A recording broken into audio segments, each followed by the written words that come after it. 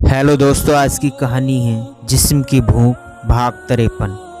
सिद्धांत दूर से उसके एक्सप्रेशन समझते हुए मन ही मन कुछ निर्णय करता चला आ रहा था और निमेश अंशिका से बेखबर अगल बगल के नज़ारों में व्यस्त था।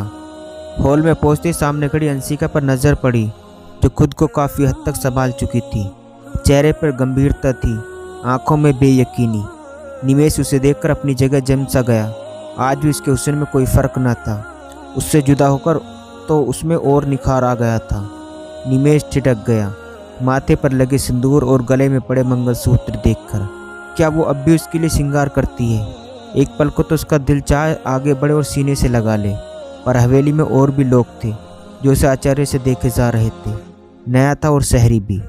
अंशिका खुद को मजबूत करके खड़ी हो चुकी थी। अचानक इतने दिन बाद उसे देखकर उसका दिल भी अजीब लय में धड़कने लगा था। विक्रांत अभी भी अंशिका को थामे निमेश को घूरे जा रहा था।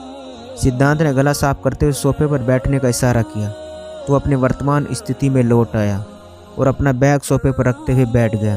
नज़र बेचैन थी, जो बार बार अंशिका पर जा टिकती, और अंशिका का हाल भी कुछ अलग न था।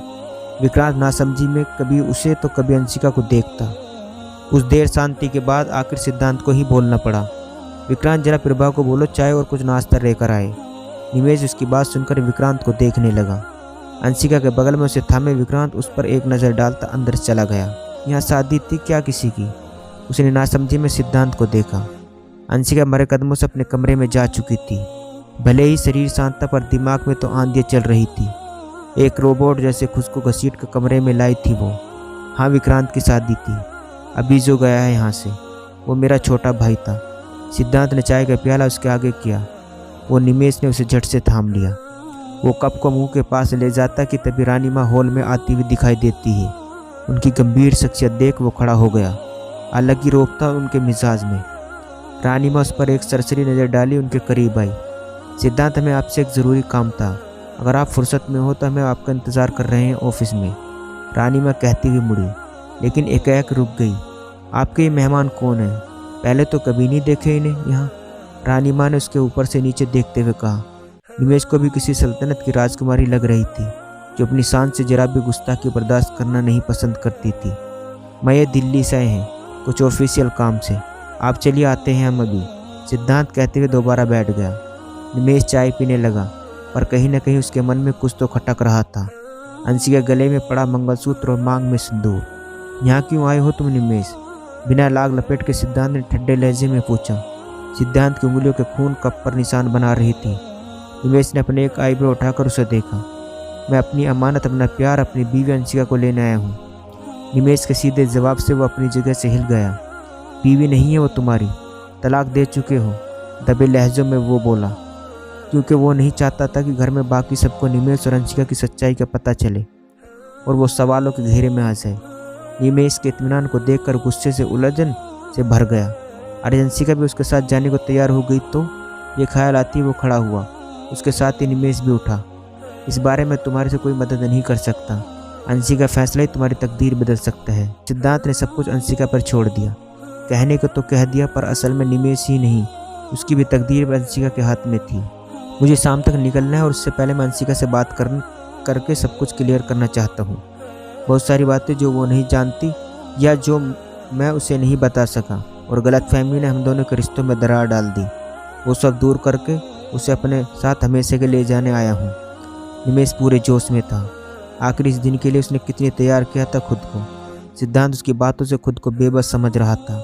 कोई उम्मीद की डोर भी न थमाई थी अंशिका ने, जिससे उसे यकीन होता कि वो निमेश को भूलकर उसे एक्सेप्ट कर चुकी है। कितना जब्त किया था उसने, ये वही जान सकता था।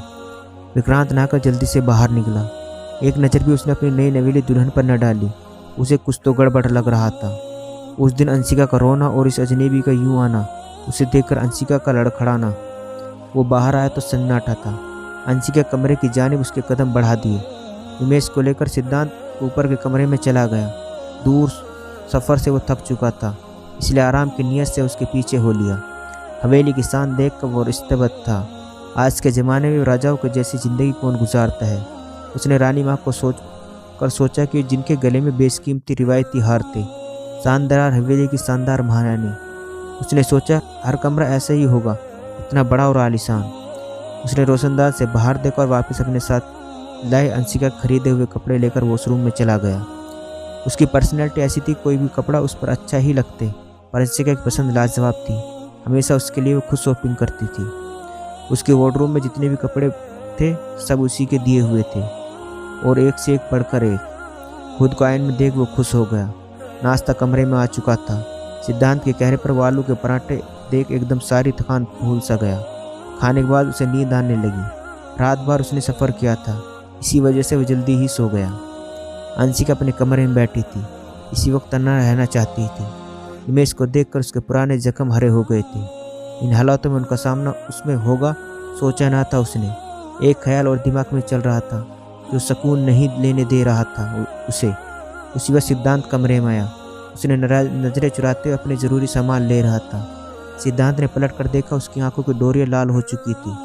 कुछ देर पहले जिस चेहरे पर धनक के सारे रंग दिख रहे थे वो चेहरा अब गमगीन हो चुका था। अंशिका ने उसे चलती निगाहों से देखा। क्यों बुलाया उसे यहाँ? सिद्धांत नासमझी में उसे देखने लगा। क्या होगा आगे जानने के लिए कहानी का अगला भाग ज़रूर देखें। दोस्तों, ये था जिस्म की भूख भाग तरेपन। दोस्तों, कहानी अच्छी लगी तो चैनल को सब्सक्राइब करना ना भूलें।